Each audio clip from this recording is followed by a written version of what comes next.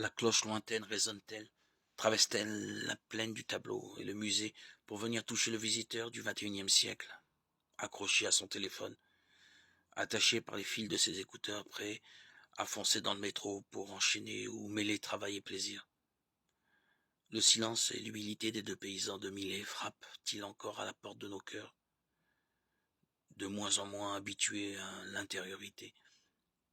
L'Angélus de Millet est si connu qu'il est peut-être rarement regardé comme un tableau méditatif. Un pèlerinage artistique au musée d'Orsay y admire surtout le réalisme de ce peintre de la vie paysanne. Millet lui-même n'a pas désiré y fixer autre chose qu'un rythme et un rite quotidien,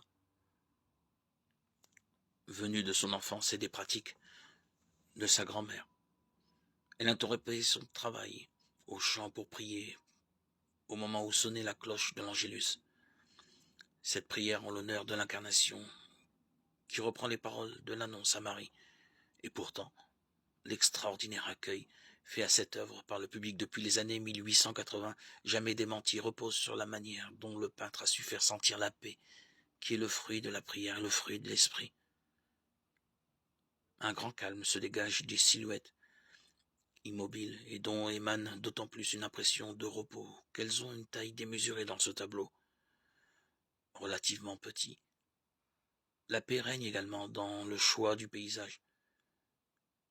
Une plaine à perte de vue, sans accident de terrain, sauf l'église d'où provient l'appel à la prière, que prolonge un ciel plus clair, mais sans modification de tonalité colorée. On n'aperçoit qu'à peine du rouge au bras de la femme, du rose en haut des nuages, et quelques silhouettes d'oiseaux en vol. Ainsi s'exprime la paix. Ajouterons-nous de la visite de l'homme par l'ange en la personne de Marie et par Dieu en ceux qui prient. C'est de manière urgente et spectaculaire que saint Luc nous enjoint de prier en tout temps pour éviter persécution et dévastation. Restez éveillés et priez en tout temps, ainsi vous aurez la force d'échapper à tout ce qui doit arriver et de vous tenir debout devant le Fils de l'homme.